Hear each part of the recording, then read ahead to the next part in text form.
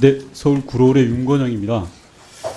명태균 씨가 나라를 들었다 놨다 하고 있습니다. 일각에서는 명태균 씨가 선거 브로커라고 합니다. 묻겠습니다. 선거 브로커를 이용한 분이 누굽니까? 그리고 선거 브로커를 이용한 정당이 누구입니까? 드러난 사실로만 봐도 집권 여당의 중진 의원이 선거 브로커를 이용했습니다. 그리고 대통령 내외에 대한 의혹이 제기되고 있는 게 사실입니다. 이게 정상입니까? 대통령 내외와 선거 브로커가 관련이 돼 있다라는 그 자체만으로도 저는 중차대한 일이라고 생각합니다. 하나하나 CCTV를 가리면 될 일이라고 생각합니다.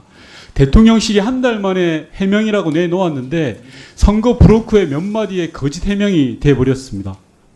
저는 대통령실이 갖는 무게에 비하면 너무 가볍고 정말 부끄럽다고 생각을 합니다. 있는 그대로 사실 그대로 밝히는 게 우선이라고 생각합니다. 이런 나라가 쪽팔리지 않도록 부끄럽지 않도록 하는 게 우리 역할이라고 생각합니다. 선관위 사무총장께 여쭙겠습니다. 경남 선관위에서 조사를 했다고 아까 말씀하셨죠. 네. 명태균 씨와 강혜경 씨를 조사하셨습니까? 지금 언론에서 죄송한데 짧게 이야기해 주십시오. 명태균 씨와 네. 강혜경 씨를 조사하셨습니까? 네. 두 분 다 조사하셨습니까? 근데 지금 이 건이 아니요, 아닙니다. 제가 제 질의 시간이니까요. 제가 이 건 아닌데 조사 안 했다 이거죠? 네. 예, 좋습니다. 그럼 김영선 전 의원은 조사하셨습니까? 그 조사한 것으로 알고 있습니다. 좋습니다. 그러면 명태균 씨를 조사했을 때 김영선 전 의원의 세비를 받았고 김영선 전 의원은 명태균 씨에게 줬다는 그런 진술이 있었습니까? 그 내용은 다 부인이 됐고요. 네. 네. 좋습니다. 그러면 조사할 때 미래한국연구소의 여론조사가 윤석열 대통령에게 보고되었다는 사실을 당시에 알았습니까? 몰랐습니다. 몰랐습니까?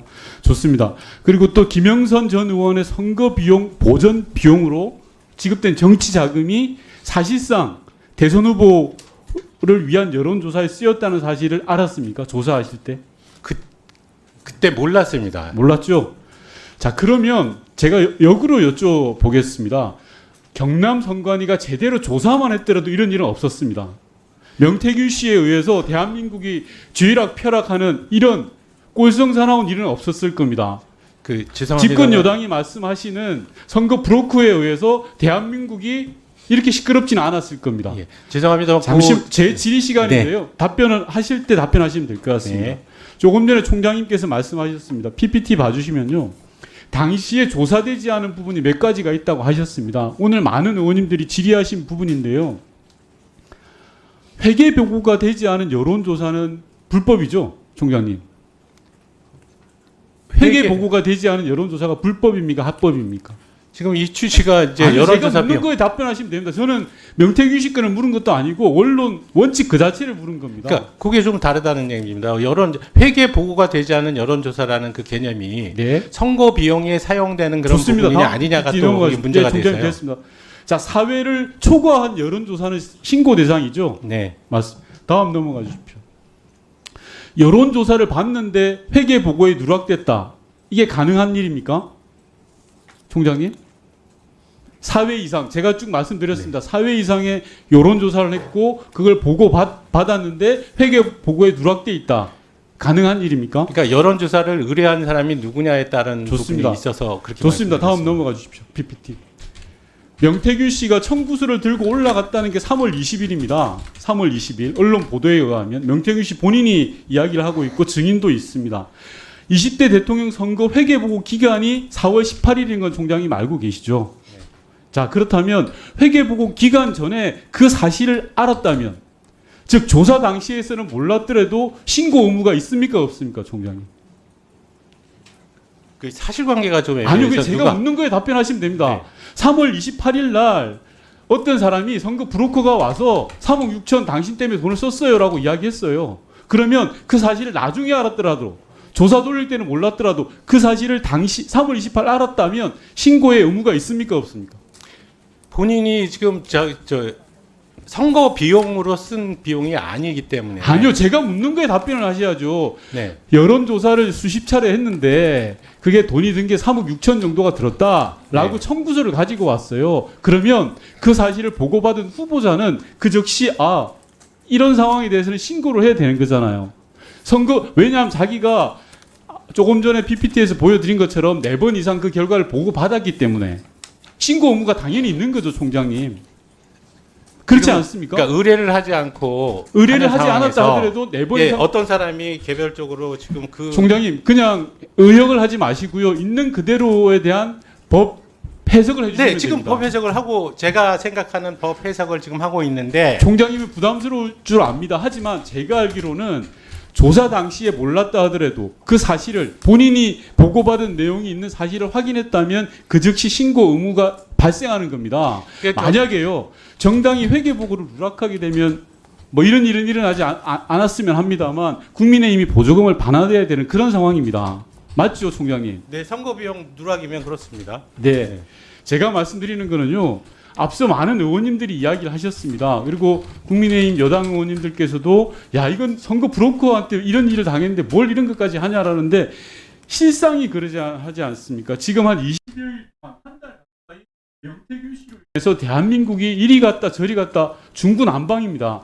대통령실이 내놓은 해명은 그날로 거짓 해명이 돼버린 그런 상황이 도래했습니다. 그럼 시시비비를 가려야 되는데 본 의원이 말씀드리는 건 경남도 선관위가 1차적으로 조사만 제대로 했더라도 충분히 밝혀낼 수 있다라는 겁니다. 물론 총장님 잠시만요. 총장님께서는 그 사안이 아니다라고 하시겠죠. 네. 그 사안이 아니다 하더라도 선관위는 당시 일어났던 여러 가지 일들을 하나하나 따져볼 수 있는 권능을 부여받았습니다. 그냥 따져 보더라도 아니었습니다. 그때 당시에는. 그러면 만약에 이 사실이 명태균 씨와 강혜경 씨가 이야기하는 게 팩트로 드러나면 총장님이 그 부분에 책임지시겠습니까? 지금 그래서 설명을 제가 드리고 싶은 잠시만요. 내용이 그겁니다. 그건 경남도 선관위가 제대로 조사를 안 하신 거라고 본 의원은 생각합니다. 그리고 지금이라도 말씀 마지막으로 드리고 싶은 거는요.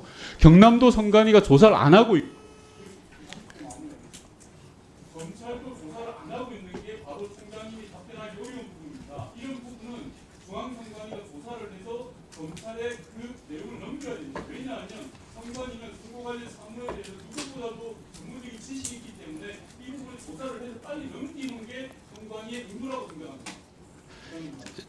존경하는 위원장님, 이 부분 좀 답변을 드려도 되겠습니까? 간략하게 하겠습니다. 왜냐하면 지금 저희가 경남 선관위에서 조사한 내용 자체가 사실은 무슨 신고가 들어온 게 아니고요. 2002년도 회계 보고서를 실사하는 과정에서 이상한 자금 흐름이 나타나서 그 부분을 조사하게 된 것입니다. 그러다 보니까 그러니까 의원과 그 회계 책임자, 그 다음에 지금 명모 씨가 나타나고 또 관계인으로 한 2사람 정도의 돈거래가 이제 저희들이 포착을 해서 보니까 이것이 지방의회 선거 그때 당시에 이제 지선거 관련한 부분에서도 이 공천 과정에서 뭔가 금품 수수행위가 있었을 것 같다라는 부분 때문에 조사에 들어갔는데 그 금전 거래 내역에 대해서 전부 진술자들이 진술을 달리했습니다. 그래서 저희가 확실하게 정치장부법 위반 부분, 회계보고서 누락 뭐 이런 것들은 고발을 했고 실질적으로 공천 관련한 부분 수수 행위에 대한 부분을 수사를 하게 되는데 그때 공천 관련 수수 부분은 그 관련 사건의 A, B라는 사람이 지방의회 선거 그 후보자로 공천을 받기 위해서 돈을 준 것이냐 아니냐 부분이 네. 문제가 돼서 그 부분을 수사를 한 네. 겁니다.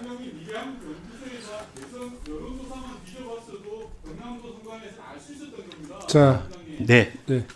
지금 방금 말씀하신 총장님의 기술한 내용에 A, B, C와 같은 인과관계가 좀 바로바로 이해가 되지 않기 때문에 네. 관련 자료를 윤건영 의원님한테 제출해 주시고요. 네. 아까 제가 그 사전에 말씀드렸던 여론조사 관련해 가지고 신고 여부, 미신고 여부를 네. 확인해서 자료를 좀 네. 빠른 시일 내에 좀 네. 제출해 주시기 바랍니다.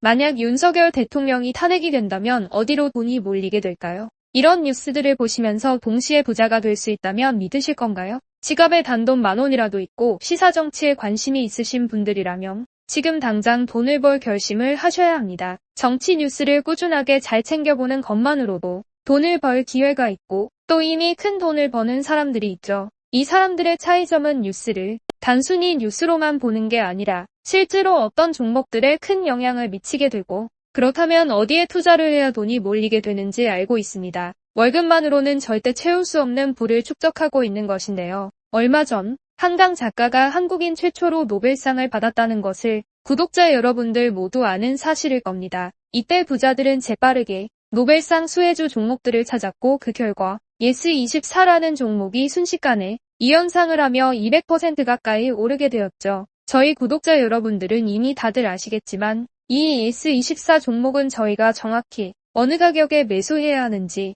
또 언제 팔아야 하는지를 정확하게 공유해드렸었던 사실이 있었죠. 투자로 부자가 된 사람들은 사소한 시사 뉴스들을 그냥 지나치지 않습니다. 전문직이 아닌데도 부자가 되는 사람들의 특징이 바로 이것인데요. 돈으로 이어진다는 경험적 확신이 있기 때문에 진짜로 급등할 수 있는 종목들에 과감히 투자해 남들과 비슷한 연봉을 벌어도 절대 월급으로는 만들 수 없는 큰 투자 수익들을 지금도 만들고 있다는 것입니다. 이번엔 현재 가장 핫한 북한 도발을 대비하여 또 한 번 급등이 유력한 대장 종목을 알아냈는데요. 제 목표는 채널을 크게 성장시키는 것이기 때문에 여기까지 영상을 시청해주신 분들께만 이 정보를 드리고자 합니다. 제 개인 휴대폰 번호 010-792-8273으로 기회라고 문자를 보내주시면 링크 하나를 보내드릴 건데요. 링크로 들어오시면 이번 미대선주 그리고 북한 도발 관련 유력주를 공유해드리겠습니다. 또한 윤석열이 탄핵될 것을 대비하여 탄핵 수혜주 또한 미리 파악 완료한 상태입니다. 제가 돈을 받는 것도 아니고 투자를 대신 해드리려는 것도 아니니까 어느 시간이든 편하게 문자 한번 주시면 되겠습니다. 단돈 10,000원으로라도 시작해야 하는 게 투자와 재테크죠. 수익을 보시게 될 여러분들께 제가 바라는 것은 딱 하나입니다. 지금처럼 제 채널의 구독과 좋아요를 눌러주시고 새로운 영상을 만들 때마다 시청을 해주시면 됩니다. 제 번호를 꼭 기억해주세요.